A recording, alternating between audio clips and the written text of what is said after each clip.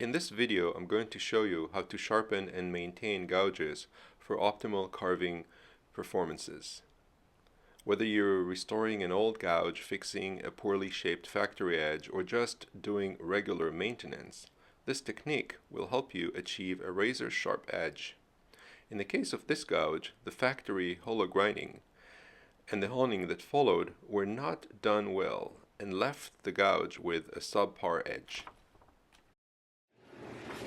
Let's start by checking and addressing the cutting edge for uneven wear or poor edge geometry. Before sharpening the entire edge, we'll first reform the shape. Sometimes the edge's corners or horns stick out, causing the tool to catch in the wood. To fix this, I'm using a 600 grit diamond stone. I first tackle the two pronounced horns, rubbing them on the stone before working across the entire bevel arc.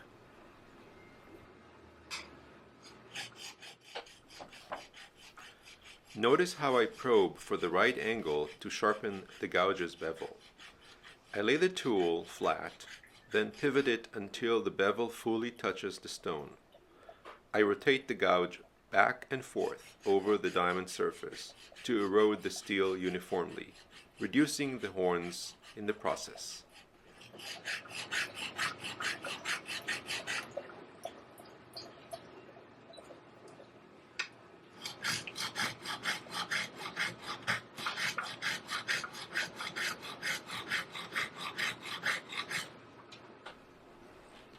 After the corners are adequately brought down, I place the gouge's bevel against the stone and work it with smooth, consistent sweeps from corner to corner.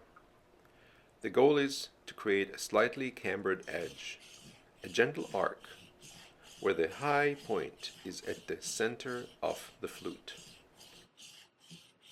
If your gouge is rusted, nicked, or pitted, you may need to start with a coarser stone, something around 220 to 400 grit, or use wet dry sandpaper over a hard surface.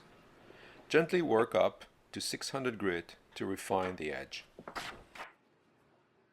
Next, let's remove the burr that forms on the inner flute during sharpening. I'm using 600 or 800 grit wet dry sandpaper wrapped over a rubber form, or a dowel if you don't have a form. I pull the flute and edge backward along the sandpaper to prevent the edge from digging in and tearing the paper. Once the burr is gone, I switch to stropping.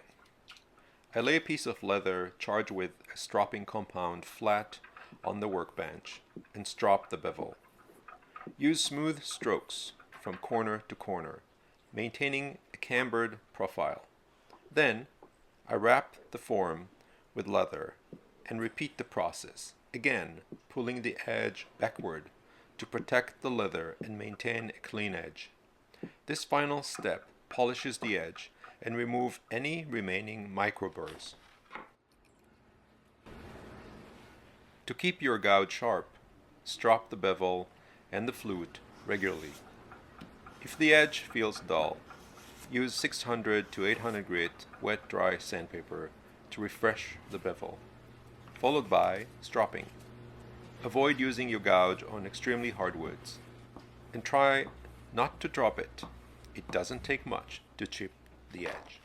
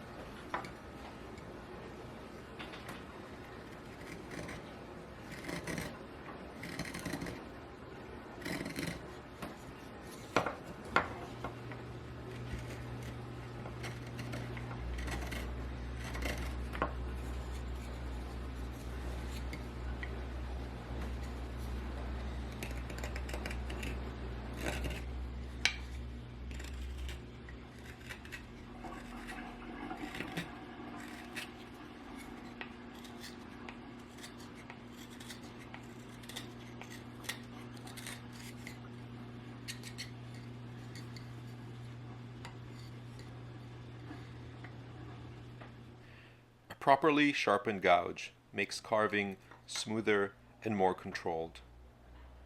If you have any questions, drop them in the comments.